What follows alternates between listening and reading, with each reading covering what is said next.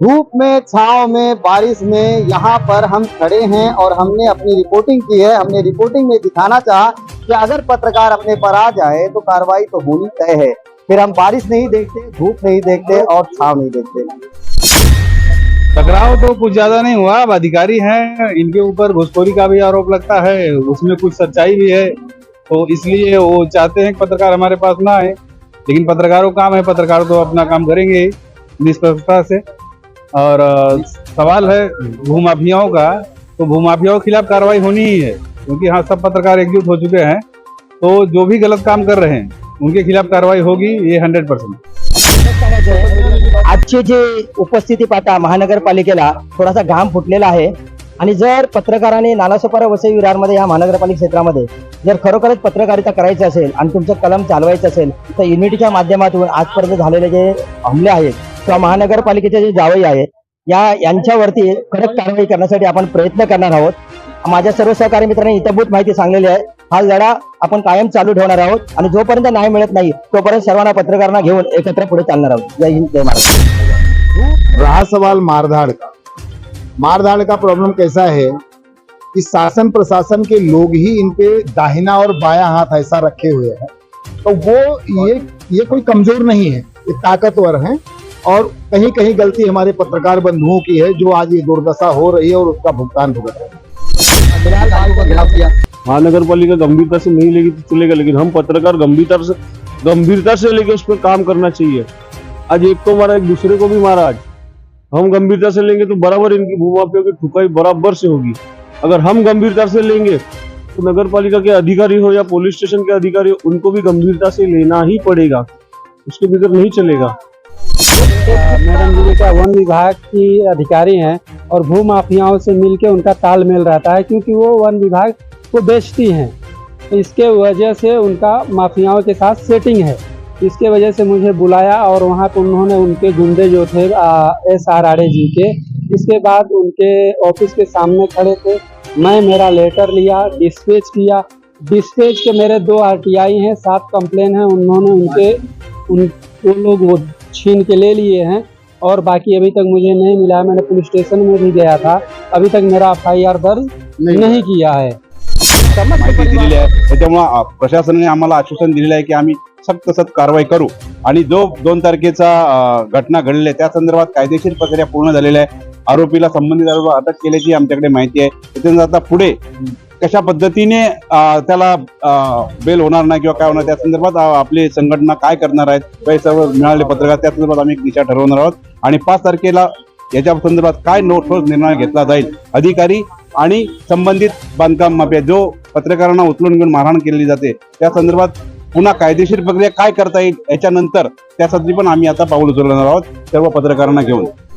हमारा है कि जिस अवैध निर्माण की दौलत की बदौलत ये भूमाफिया कितने शक्तिशाली और प्रभावशाली हो रहे हैं कि वो लगातार अब इन पत्रकारों को जो निशाना बना रहे हैं, इसलिए पत्रकार यहाँ पे एकत्रित हो रहे हैं। अब हम इन भूमाफियाओं के अवैध निर्माण को अब हम निशाना बनाएंगे। अभी ये यूनिटी बहुत कम है, काफी लोग हैं जो निकल गए। लोग सुबह यहाँ पे 10 बजे से पत्रकार जमा थे और लगभग आप देख सकते हो कि 3 बज चुके हैं। काफी समय हो रहा है, बारिश हो रही है, उसके बावजूद भी पत्रकार यहाँ पे जमा है। सिर्फ इसीलिए जमा है कि हम भूमाफियाओं का मुंह तोड़ जवाब देना चाहते हैं। हमारे साथ विजय खेत्री साहब है। इंकलाब न्यूज लाइव, खबरों का एक्सप्रेस।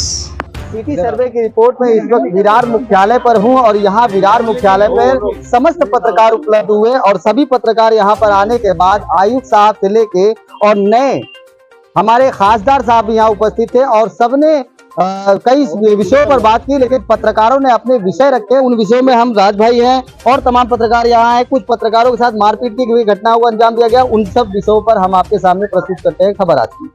राज भाई, क्या हुआ आज यहाँ कार्यालय में, क्या क्या बातें हुई वो जनता समझ? आज पत्रकारों ने यहाँ पे अपनी एकता का प्रदर्शन किया। इन्होंने सब ने मिलजुल कर अपने अपने तरीके से मनपा आयुक्त से भी बात की। उन्होंने बताया कि ये गंभीर मामला है और जिस तरह से भूमाफिया लगातार प्रभावशाली और शक्तिशाली हो रहे हैं, उन सब के पीछे स्थानीय मनपा अधिकारियों का भी हाथ है। तभी इनके सबके मन बढ़ रहे हैं और तभी इस तरह की उन्होंने वारदात को अंजाम दिया है। हालांकि पुलिस प्रशासन ने सराहनीय कदम उठाते हुए इस विषय पर FIR दर्ज की है और सुनाई दे रहा है कि शायद अर्ता चौधरी को गिरफ्तार भी किया है। बाकी कमलेश यादव शायद अभी फरार है। ये तमाम तरह की जो प्रक्रिया है तो पुलिस स्टेशन की है, ठीक है। अब दूसरा जो कदम हमारा है कि जिस अवैध निर्माण की दौलत की बदौलत ये भूमाफिया इतने शक्तिशाली और प्रभावशाली हो रहे हैं कि वो लगातार अब इन पत्रकारों को जो निशाना बना रहे हैं, इसलिए पत्रकार यहाँ पे एकत्रित हो रहे हैं। अब हम इन भूमाफियाओं के अवैध निर्माण को अब हम निशाना बनाएंगे। अभी ये यूनिटी बहुत कम है, काफी लोग हैं जो निकल गए। लोग सुबह यहाँ पे 10 बजे से पत्रकार जमा थे और लगभग आप देख सकते हो कि 3 बज चुके हैं। काफी समय हो रहा है, बारिश हो रही है, उसके बावजूद भी पत्रकार यहाँ पे जमा है। सिर्फ इसीलिए जमा है कि हम भूमाफियाओं का मुंह तोड़ जवाब देना चाहते हैं। हमारे साथ विजय खत्री साहब है। खत्री साहब, आज के जो प्रोग्राम हुआ है इसमें क्या पत्रकारों को वाकई में सुकून भरा जवाब मिला है या नहीं?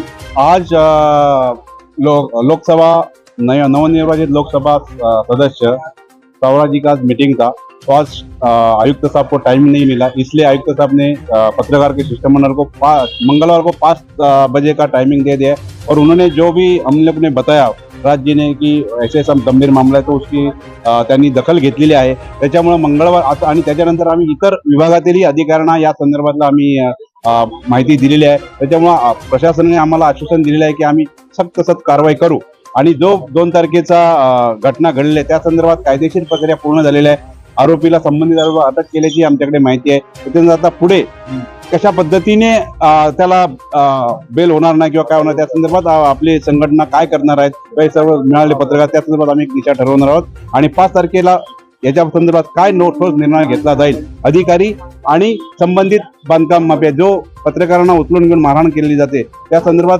पुन्हा कायदेशीर प्रक्रिया काय करता येईल याच्यानंतर त्यासाठी पण आम्ही आता पाऊल उचलणार आहोत सर्व पत्रकारांना घेऊन।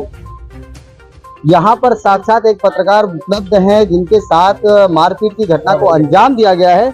हम बताना चाहेंगे कि आज राजकुमार भाई हमारे सामने हैं और राजकुमार भाई के साथ कल एक घटना घटित हुई, जिस घटना के बाद अब तक FIR तो नहीं हो पाई है, लेकिन एक कामयाबी FIR की कल रात को ही मिली है और अब दूसरे FIR की तरफ कदम बढ़ रहे हैं। राजकुमार भाई, क्या घटना घटी आपके साथ? ऐसा है भाई, मैं आर्य मैडम जी के यहाँ मैंने RTI लगाया था। उन्होंने क्या बोला कि आपका RTI रेडी है, आप आ जाओ, आप ले लीजिए। मैं वहाँ पे गया तो वहाँ पे क्या उनके मैडम जी के क्या वन विभाग की अधिकारी हैं और भू माफियाओं से मिलके उनका तालमेल रहता है, क्योंकि वो वन विभाग को बेचती हैं। इसके वजह से उनका माफियाओं के साथ सेटिंग है। इसके वजह से मुझे बुलाया और वहाँ पे उन्होंने उनके गुंडे जो थे SR आर्य जी के, इसके बाद उनके ऑफिस के सामने खड़े थे। मैं मेरा लेटर लिया, डिस्पैच किया। डिस्पैच के मेरे 2 RTI हैं, 7 कंप्लेन हैं, उन्होंने वो लोग वो छीन के ले लिए हैं और बाकी अभी तक मुझे नहीं मिला। मैंने पुलिस स्टेशन में भी गया था, अभी तक मेरा FIR दर्ज नहीं किया है। समस्त परिवारों के बीच में मैं एक बात पूछना चाहूंगा, क्या यहाँ पर जिस प्रकार से पत्रकारों के साथ दुर्व्यवहार हो रहा है, कई समाचार पत्र के संपादक भी हैं और कई सोशल मीडिया न्यूज चलाने वाले लोग भी हैं, मैं जानना चाहूंगा क्या आप लोग इनके मुद्दे को कहाँ तक लेके चलना चाहते हैं, बताएंगे आप? और इन्होंने मुद्दा इनको बोला था पुलिस स्टेशन में जाने के लिए, तो इन्होंने छुड़वा दिया, गए नहीं पुलिस स्टेशन में, हम तो साथ ही थे। फिलहाल आज जो इनके साथ हम लोग खड़े हैं और महानगर पालिका में हम लोग पहुंचे हैं, तो क्या आपको लगता है कि महानगर पालिका गंभीरता से लेगी आज जो पत्रकारों ने जिस प्रकार से अधिकारियों का घेराव किया?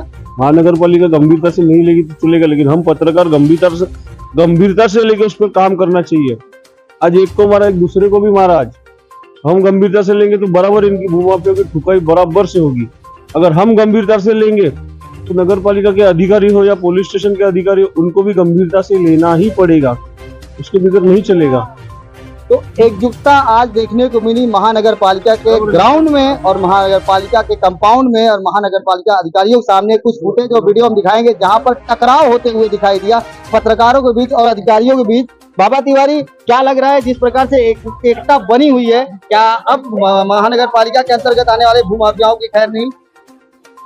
ये जो एकता आज दिखाई दे रही है, अगर कल तक ये बरकरार रही तो महानगर पालिका के पूरे शहर में जो ये घिनौने कृत्य किए जा रहे हैं ये 1 मिनट में खत्म हो जाएंगे। रहा सवाल मारधाड़ का प्रॉब्लम कैसा है कि शासन प्रशासन के लोग ही इन पे दाहिना और बायां हाथ ऐसा रखे हुए हैं, तो वो ये कोई कमजोर नहीं है, ये ताकतवर हैं और कहीं कहीं गलती हमारे पत्रकार बंधुओं की है जो आज ये दुर्दशा हो रही है और उसका भुगतान भुगत रहे हैं।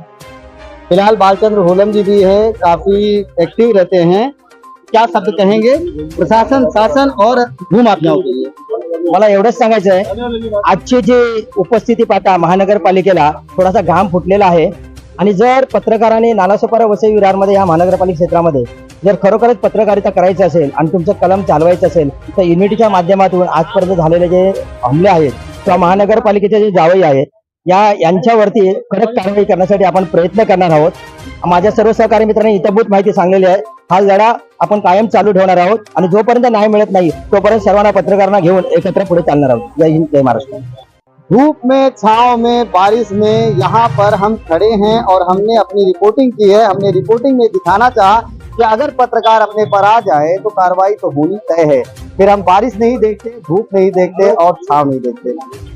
सोशल मीडिया के माध्यम से इंकलाब न्यूज लाइव पर हम इसी प्रकार से बेबाक खबरें लाते हैं और लाते रहेंगे। आप देख रहे हैं इंकलाब न्यूज लाइव। हमारे चैनल को सब्सक्राइब करिए, लाइक करिए, शेयर करिए। जय हिंद, जय महाराष्ट्र।